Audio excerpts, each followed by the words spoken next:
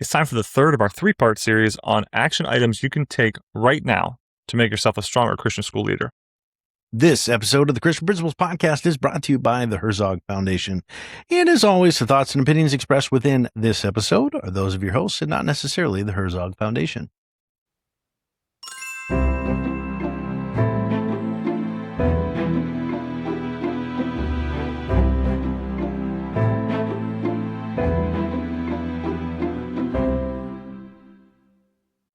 Welcome to the Christian Principles Podcast. I'm Matt George. And I am Mark Zonkel. Today, the third of a three-part series on what you can do as a Christian school leader to make yourself that much more effective, to make your school that much stronger. And this isn't highfalutin theory, folks. These are action items. You can do these immediately, or at least within a day. Like you can make what you need to happen so you can accomplish this later on in the day. We will go over all of these at the end. So I will read off 1 through 30 at the end of this episode.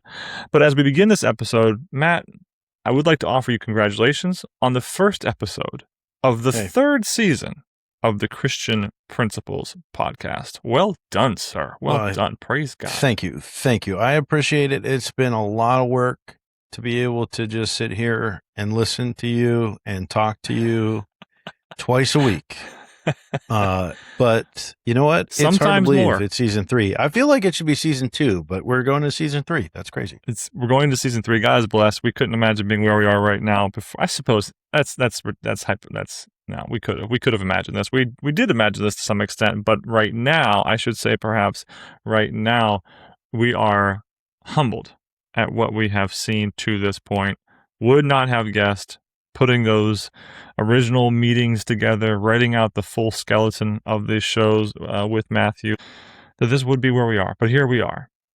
We're going to hold off on further comment about this being the opening episode of the third season, because a couple episodes from now, you will hear us in a State of the Pod. We're going to hold off on all further commentary until the State of the Pod. State of the Pod. The State of the Pod number 7 coming out. It'll come out on August the 24th. It'll be special. Where we will be special. What we will be recording on will be special. It'll just be a great time. So pay attention for August the 24th, State of the Pod number 7. But now it's time to go on to our third part of this 3-part series.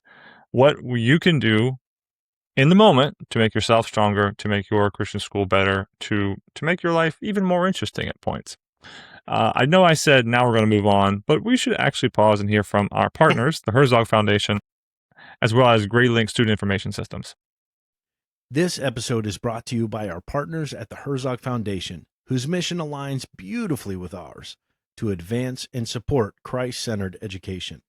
The Herzog Foundation exists to catalyze excellence in Christian schools, helping more children experience academic rigor, biblical truth, and strong moral character, all in a safe and nurturing environment.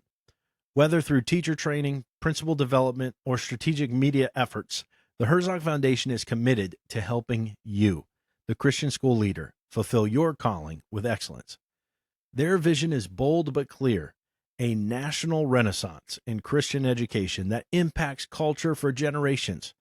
At the Christian Principles Podcast, we're proud to stand with the Herzog Foundation in that mission.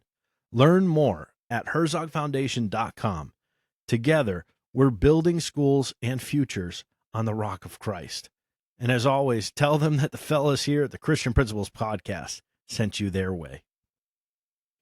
GradeLink includes a powerful lesson planner that's easy to use and fully integrated. Teachers can build, reuse, and align lessons to standards right from the same place they integrate. Check out the built-in planner at cpp.gradelink.com.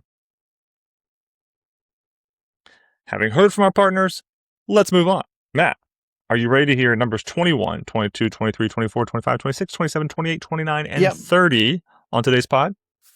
I am. And let me say, before we get into these, I've already had people commenting to me about our first 2 parts of this series. Wow. How they've loved it. And it's been really fun to hear the different suggestions. So if you have not heard those in detail, we're going to list them out at the end of the episode, but make sure you go back and you listen all the way through season 2 so that you can get caught up and know why this episode is so special. And really, what you should do is go back to season 1, because that just lays the groundwork for season 3. Why stop at season 2? Yeah, just go to the beginning. Can't stop, How won't many stop. hours would you think it is? We'll have to talk about that at State of the Pod. How many hours How many hours of content have we developed so far? How many hours on the road? Come with back for the State of the Pod Matt, to find out. talking through his blubbering. How many hours on the pod? That's great. That's a great question. I just wrote it down, so we'll get there. We'll do some adding. We'll use ChatGPT. Sweet. We'll figure it out. Anyway, Look forward to that all right. segment. Let's go on to where we told you we would get to, and that is number 21. Matt, number 21. Kneel and pray in your office each day after lunch for 5 minutes. It's okay to get caught. Now, that last part's the addendum. So think about the first part, letting it stand on its own 2 feet. Kneel and pray after lunch, and be better, be stronger for getting on your knees before an almighty God and praying and asking for his guidance in the second half of the day. Addendum, add on, P.S. If someone catches you doing that, praise God. Let your secretary walk in 100, let your admin assistant walk in 100 times, seeing you do that. Let students and teachers and parents see you walk in, let them walk in angry, seeing you kneel down. What a blessing that would be. Yeah, I think just to clarify, we're not saying, to do it maybe in the middle of the hallway or whatever to make it super, super obvious, because then we got to look at some biblical challenges to that. But yeah, what I like about this, I'll just say, is we might already have a pattern of getting to school maybe early and having a time of prayer, but we get caught up in the busyness so easily that in the middle of it, in the thick of it, just be like, you know what? We need this time. I remember having a conversation with a good friend about watching members of another faith being so dedicated to their time in prayer. I think you know who I'm talking about. Even though to whom they're praying isn't the authority, isn't real, isn't effective. And yet we have access, and how often are we neglecting that? So I love it. Absolutely. Well said. And it is challenging that way. 22. Sit in the hallway between bells near the lockers. This is going to do several things for you. First of all, it's not a long time. How long is your bell time between classes? And we are thinking this would be like a middle school to high school piece of usefulness. Sitting there in the hallway, if done consistently, will make those students forget you are there.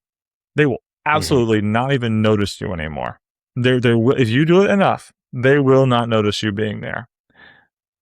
And even if they do notice that you are there, oftentimes with these students, they won't care. They might actually go further and say something even more, you name it, because you're sitting there.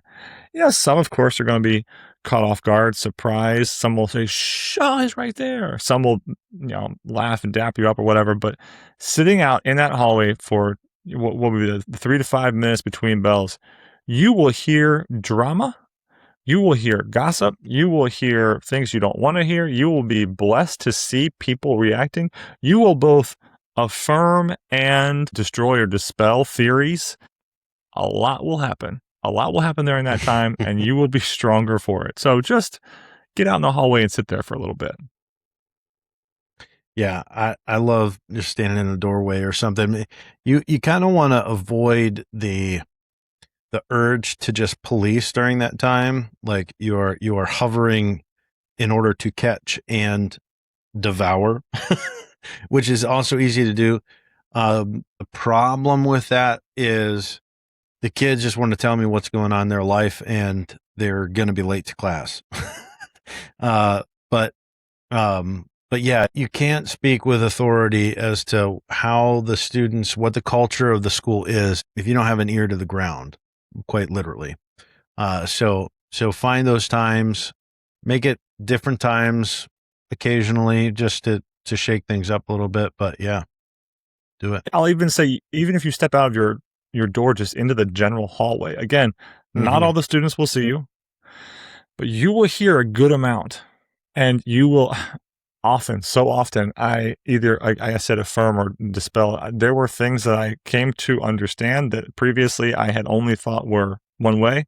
There were things that I had heard about the day or about, whoever, that I was like, oh, wait, actually that is true, or that's not true. Or of course, there's situations where you're told that so-and-so has no friends. So-and-so has never been friendly. And it's like, well, or it doesn't laugh all day long. Yeah. Oh, all this stuff. Absolutely. So Yeah. get out in the hallway. And I will again say, there will be times when you do this that they will not act like you are there. If they see you out there enough, they will say what they want to say, put hands on what they want to put hands on. I'm making this negative, but positive or negative, your visibility will bring you invisibility. Okay, number 23. Whoa. Spend 2 hours with the janitorial staff working alongside of them. Notice it's not a day. Maybe it's just an hour. Maybe you transform janitorial staff to the cafeteria ladies. Maybe you maybe this is your custodian. Maybe this is your production, your digital media person. Maybe this is you name it. Find somebody in a non-faculty staff role, non-administrative role, and sit with them. And yes, see what they're doing, but try to help them do it. And I say help not as in giving them better ideas on how to operate, more try to do their work with them so you have an understanding of what it is they're doing and how long it takes them to do it and things like that. Yeah, it's just another opportunity for us to also show them how much we appreciate them. We appreciate them by making them seen, making them heard, by serving alongside of them. It's a great thing. Next up, number 24, ask one teacher per week what the weakest part of your leadership style is. Now, for some of you, perhaps you've never done that, and you should do just that. For some of you, you know that you're not in a place to ask that and to be able to then compose yourself for the rest of the day. So maybe ask this. Maybe ask instead, how could you personally better support that teacher? Or ask both. Give them the opportunity to very pointedly point out to you what the weakest part of your leadership style is, either for them or in general. And then chase that question with, and what can I do to better support you personally? Yep. I dare you. I dare you. Yeah. If you say, I'm not very good at asking those questions, then yeah, maybe that's what you need to improve. And we're helping you right here. You don't even have to ask. We're telling you, go do that. I do prefer the question of how can I better help you? How can I better serve you, support you? It's sometimes difficult and awkward for teachers to just straight up say you're lousy at what you do. It's easy for some, but I would say maybe half to the majority will say, well, you're my authority. I'm not going to say anything negative, or I'm not going to put you down to your face. Like that's just not easy to do. But whenever you couch it in the way of, I'm looking to improve myself for your benefit, so help me help you. They're going to be a lot more willing to say, well, you schedule those meetings really early and it's really tough to get there. And if you could give me an extra 5 minutes, like that would be awesome. Like give yourself opportunity to have that kind of interaction. And even if you don't want to, or as your point, you're giving them the benefit of the doubt that it's hard to talk about your boss. If you do this with 2, 3, 4 people and do it consistently, that word's going to get out that you are asking everybody the same question. How do you think I could improve as a leader? The ones in week 5, 6, 7, 8, 9, 10, up to week 50, however many faculty staff members you have, they'll come with a thought, because they will have heard somebody else pass it on that this is what you're doing. They'll come with a thought. I also would want them, even if they had no thought immediately, it's okay to have them sit and squirm for a second and think about it. What's wrong with that? Because there also is the value, again, I'm not trying to make all these political, but there is political and social capital to be garnered from being willing to ask the question. there's as much to be lost if you're willing to ask the question, then do nothing about what they bring up. That's a problem. That's a reason not to do it in the first place. But Yeah. assuming all of you want to grow and be strong in the Lord and in your work, then asking them what you can do, what point of your leadership style is the weakest, and then getting their response, cogitating thereupon, and doing something with it, or putting it in the files to remember, because maybe it's not something that you can actually do something with immediately, but doing something with it when you can. There's going to be a value in simply asking the question and then remembering, hey, you know what? I did have a principal who did ask me. I did have a head of school that did want to see what he could do better, and that was a humbling moment for him, I'm sure, and so I have that experience, and maybe I should model myself in that way. So again, not to do all this for the social capital, for the political gain, but there is some of that to be had in each one of these, which is to say there is an opportunity for us to be sanctifying ourselves and growing in our relationship with God and man, and we should be taking all those opportunities, as many as we can. All right. 25. Sit on the floor with your youngest students during a reading time. You're not reading to them. You are being read to. But sit with your younger students and be read to. Yeah. I feel like we're doing a lot of sitting in this one. There's a lot of sitting going on here, but that's good. Sometimes we need to sit a little bit more, but not behind our desk. So this gives you more reason to get out there and sit down. It is really interesting, just like we were talking with the lockers, the different things, to see the different reactions of these little ones when you sit down on the floor, because, I've had every reaction from, come and sit on my lap, or come and just everybody wants to huddle around you as you're listening, to like, what are you doing here? Like, you don't belong here. Get out. I don't know what to do now. When those students see you stand next with them, especially the younger ones, they are in shock and awe. But then they just want to climb all over you. And then they want to be closest to you. Then you become a distraction, which is great. But if you get past that first wave of being a distraction and you watch their faces, you'll remember why it is that you get out of bed every morning and come and do what it is that you have been called to do. And it's a blessed thing. 26. Throw away 5 things that should have been thrown away a long time ago. Count them and do it. I bet you if you do it right, you won't stop at 5. Yeah. That's what I was going to say. Like, the fun thing is you're going to get to that 5th and you're like, oh, here's 20 more. But it's going to open your eyes to, yeah, I can declutter. I can get rid of some of these things. But yeah, look around.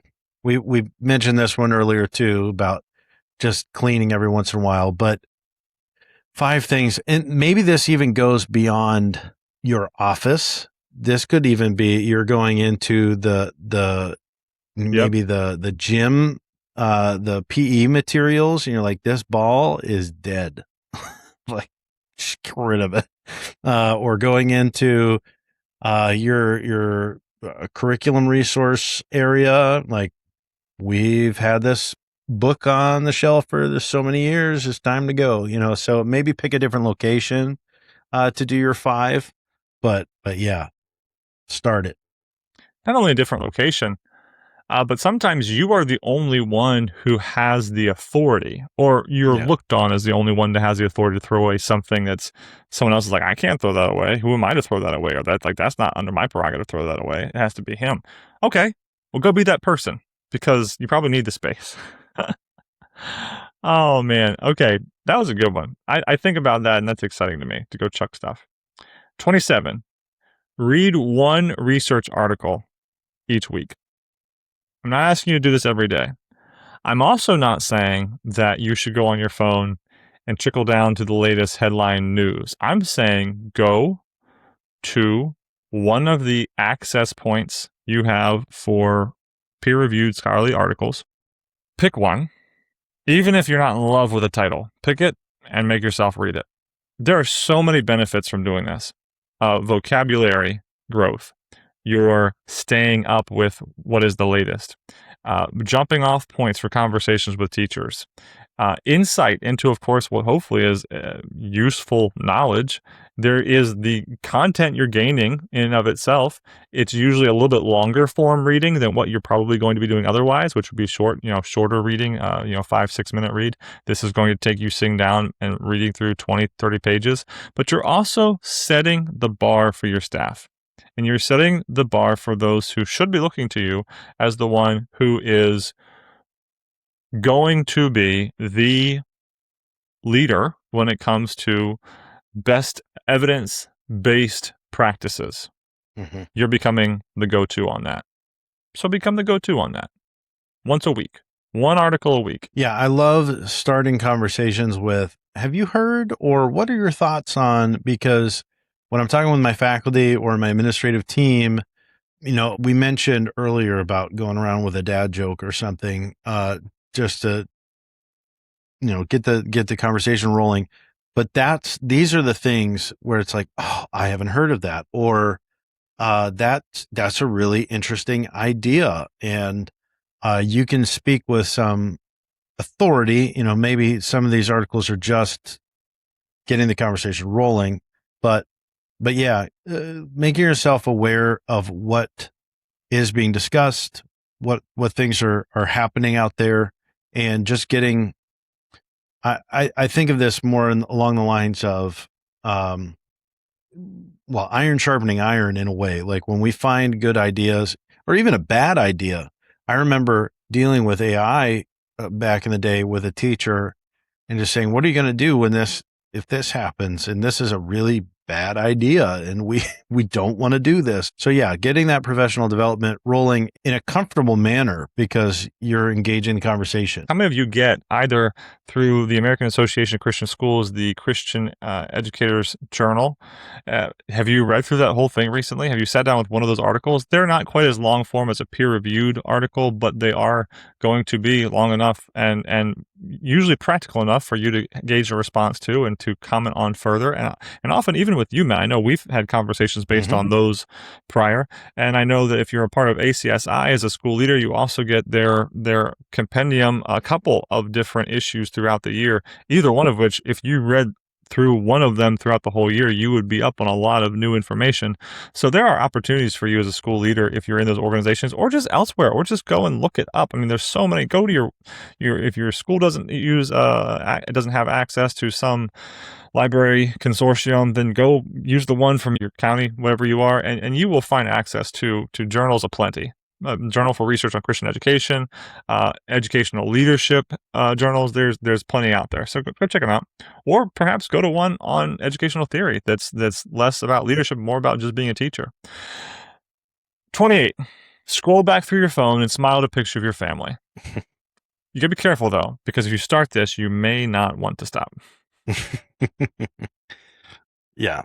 We mentioned something earlier with just needing to smile, but there's also the reminder that what we're doing is important, and the reminder that God has blessed us in many ways, because especially when you're having a challenging day, I like having pictures all over my office, not just on my desk or, on one wall, but in all different directions, so that I can every once in a while catch that glimpse and be like, oh yeah.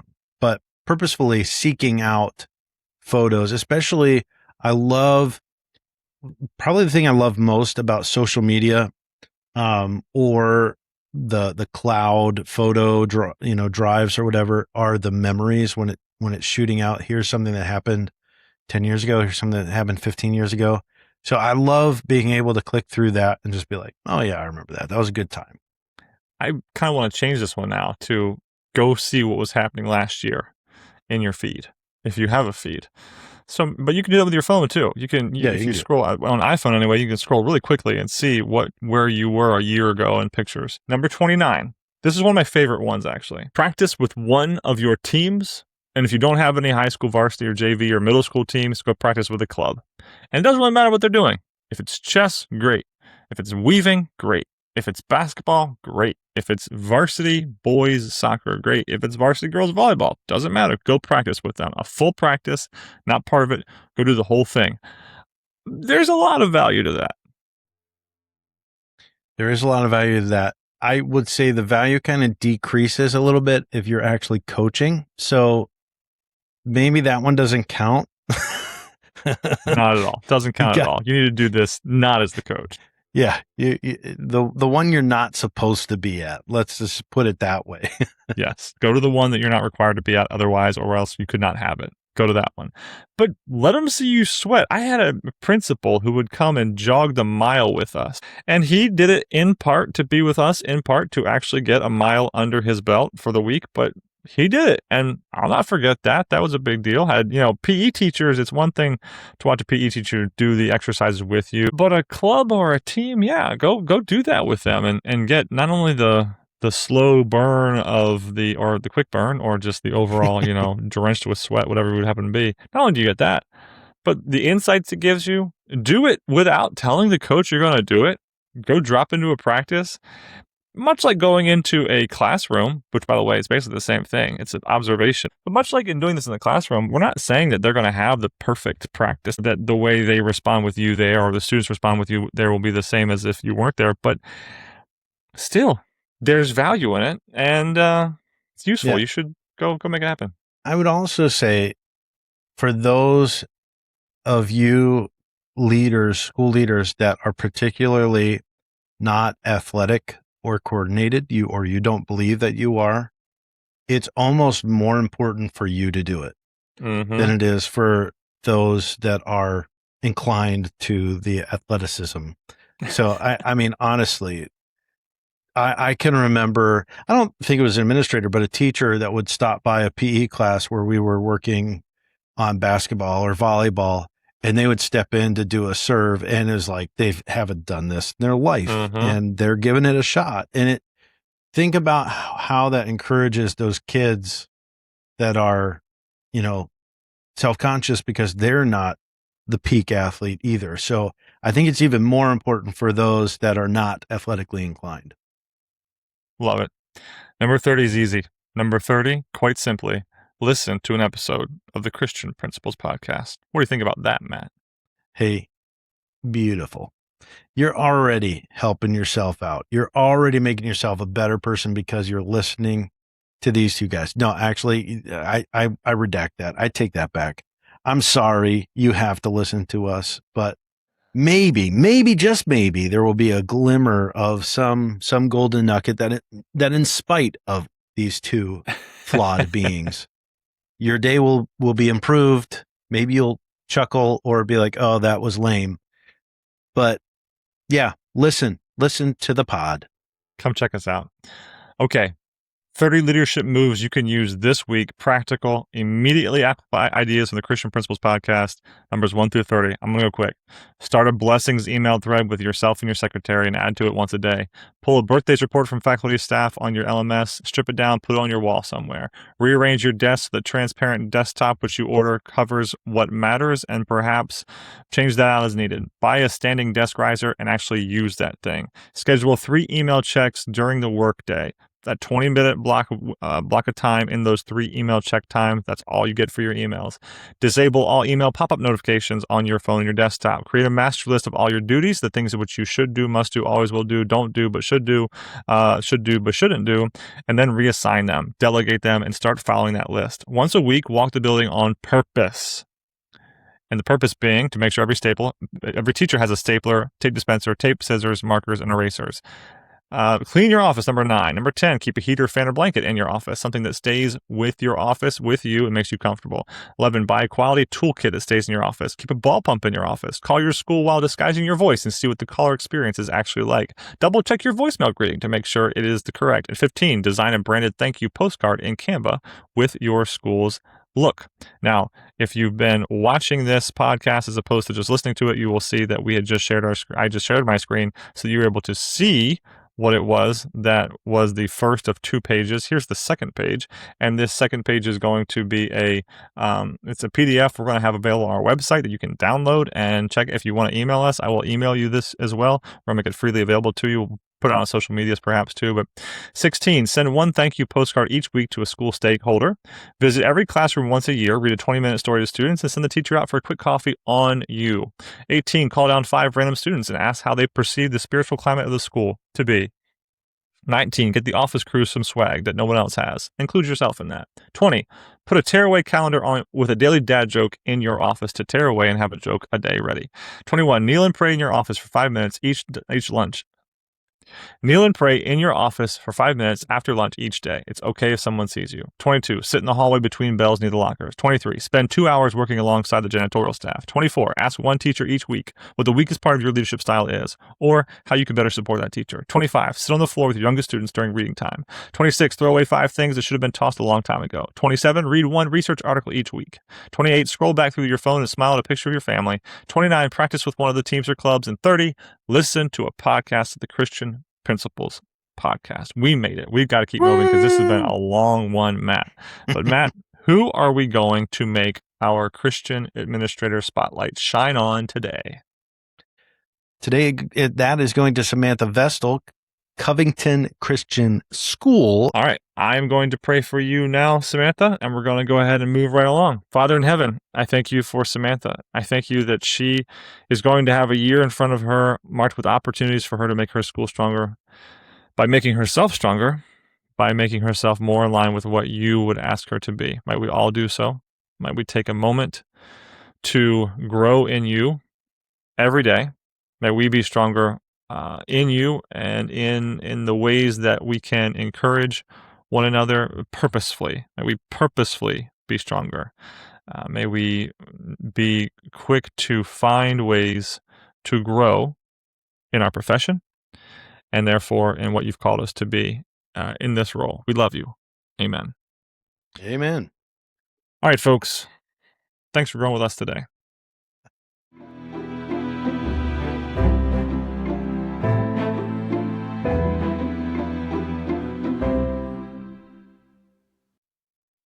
We want to thank you for listening. We're honored that you spend this time with us each week. Our heart is to bring you practical conversations and resources that really serve you as a Christian school leader. One of the best ways you can help us spread the word is by leaving us a review and sharing the podcast with other Christian school principals you're connected with. You can also follow us on Facebook and Instagram. Join the conversation and share any posts that resonate with you.